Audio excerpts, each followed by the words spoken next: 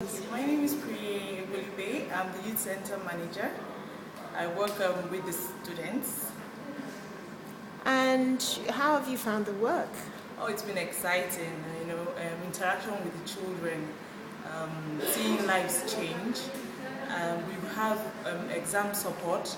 We teach them mathematics and English, and then we also have programs for them. Recently we had the summer camp. We visited Educare Youth Center. It's another youth center in Ibadan, and the students had the opportunity to see how a youth center actually runs, and they came back and also formed clubs where they intend to give back to the community and also do well in the youth center. So there are a lot of changes that are going to be done in 2013. We also visited the Ibadan Zoo, and we went to Ikogosi. And it was amazing because we actually stayed in a hostel, and so the students actually went to fetch water. They had the opportunity to see how hostel life is, and a lot of them that usually they don't wake up on time, they don't cook, they had the opportunity to do that, and it was leadership by example, because the staff, we had 4 staff that were there. We also fetched water, we also slept in bunk beds, and it was really exciting. It was interaction with both staff and the students working together as a team. So the students learned teamwork, how to be disciplined, and also sports, because that's one thing that Ovie loved. He loved sports. And so for this year, we actually started the swimming club. We started volleyball, and we started taekwondo.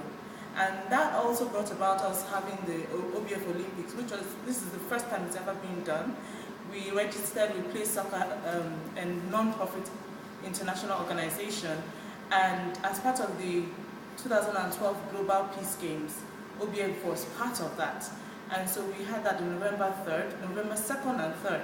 On the 2nd, we had the swimming competition, and it was really exciting. Even the alumni were involved in that swimming competition.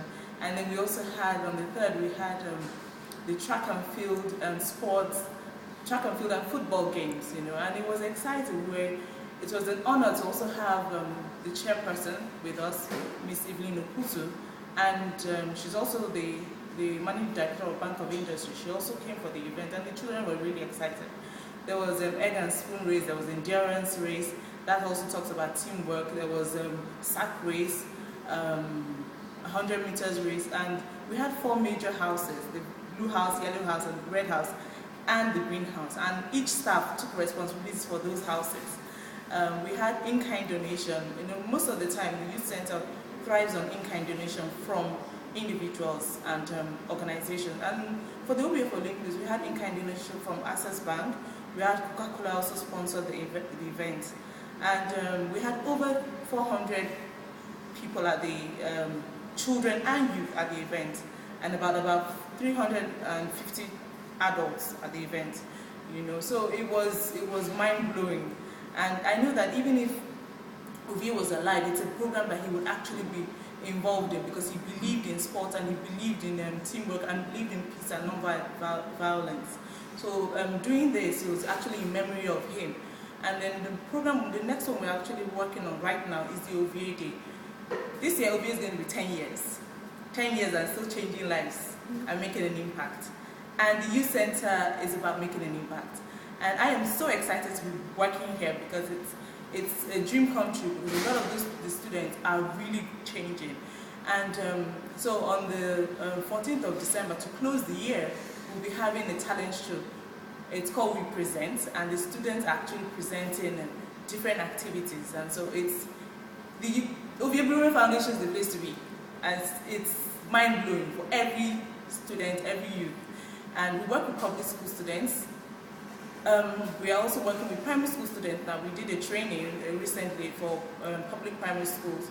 21st primary school teachers came for the training, and they were blown away with the work we're doing. And sometimes we think we're not doing much, but out there people here, and they really love what we're doing. And I just got back from Delta State. Mr. Brume was from Delta State, and we did a needs assessment some time back, and so we went there to train child protection network members and also guidance counselors on the importance of child protection.